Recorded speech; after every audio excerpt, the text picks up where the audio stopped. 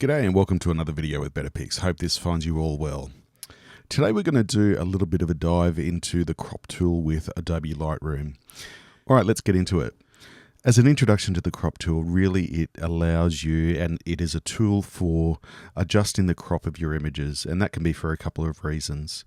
You may be cropping your images to a different shape that's simply not able to be done with a camera, or you may be recropping your images if you simply don't like the crop that you first created in camera.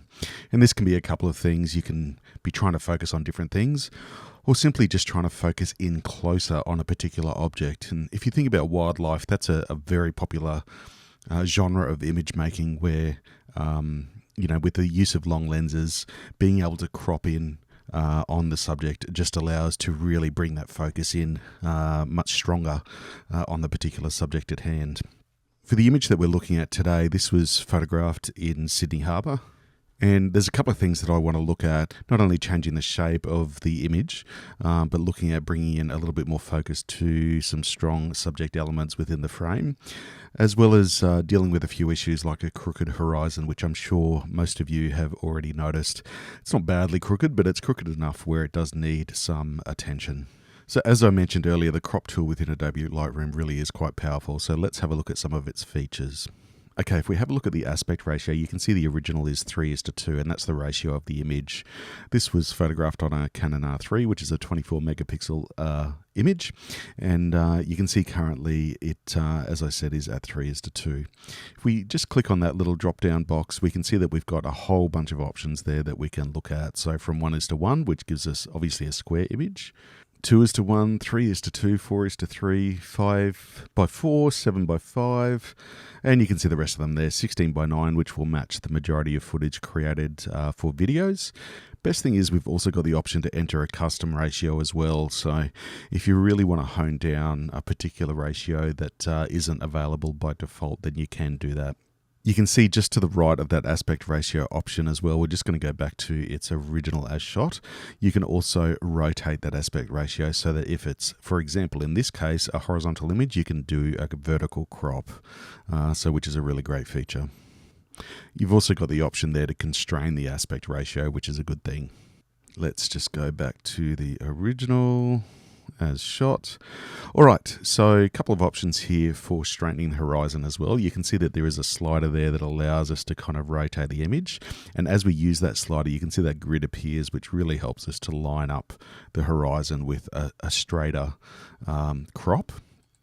You can also hover your mouse just outside of the image, and you can see that little curved arrow appears just up on the top right hand corner of the image there, and you can just click and drag that rotation as well, and you can see that on that slider it gives you the rotation amount as you do that within the image, so that's a great feature as well. If you double click on that slider, the center of that slider, which you click and drag, if you double click, it will take it back to the original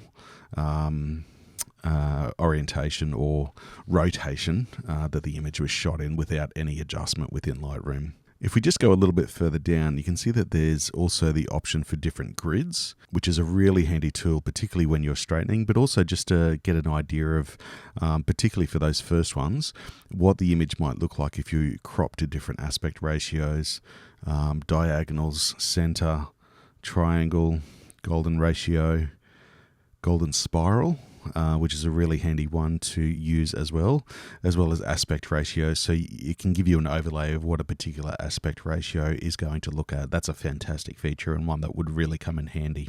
Alright, if we have a look at rotate and flip, this is just a normal rotate and flip of the image, which is a handy tool to be included under the crop option. If we go a little bit further down, we have the option that's called a geometry. And this just helps to slightly adjust the image just to give it a little bit of a more natural look if there's any issues around the geometry of the image. Going down a little bit further, this is a really powerful tool to have included as well. There is the transform. Now this is traditionally available in Adobe Photoshop, but it means that you can distort and shift the image, again double clicking to go back to the original, to help correct any distortion that may exist within the image. We can rotate, we can change the aspect, stretching it either way. Now this is different to cropping in that it's distorting the image to change shapes, scale, and image. This is slightly different to cropping in that it actually distorts the image to achieve the scale that you're looking for. X offset and Y offset. There's some really fantastic options in there. If we have a look at this custom, you can see that there's two custom options as well. There's enter custom, which is where you enter in a ratio, but there's also custom, which is more of a freehand sort of approach to cropping your image. So if you were looking to experiment a little with what that crop might look like, you can see I'm just going for an extreme panorama there, then that will definitely give you the option to look at, again, with those overlays helping to see how well the image is going to be balanced. So that's an option that I use on a regular basis, and I find it to be really helpful. So as you can see, the crop tool within Adobe Lightroom really is quite powerful. There's some extensive tools in there to really be able to fine-tune and hone your image to exactly how you want it to look, if cropping is an option that you want to look at. And particularly, as I mentioned, with wildlife as just an example, it really can be a powerful tool to help improve your image making. It needs to be said, though, that with any cropping, you do sacrifice resolution, so it does come at a sacrifice. But certainly, I think if you have a reasonable resolution camera, then you will increase the flexibility of your crop and opportunities that you'll have available to you. As always, any questions are welcome in the comments below. Don't hesitate to reach out if there's something I can help you with. Don't forget to hit the subscribe button if you found this video helpful. Thanks so much for stopping by. I look forward to seeing you next time. Take care.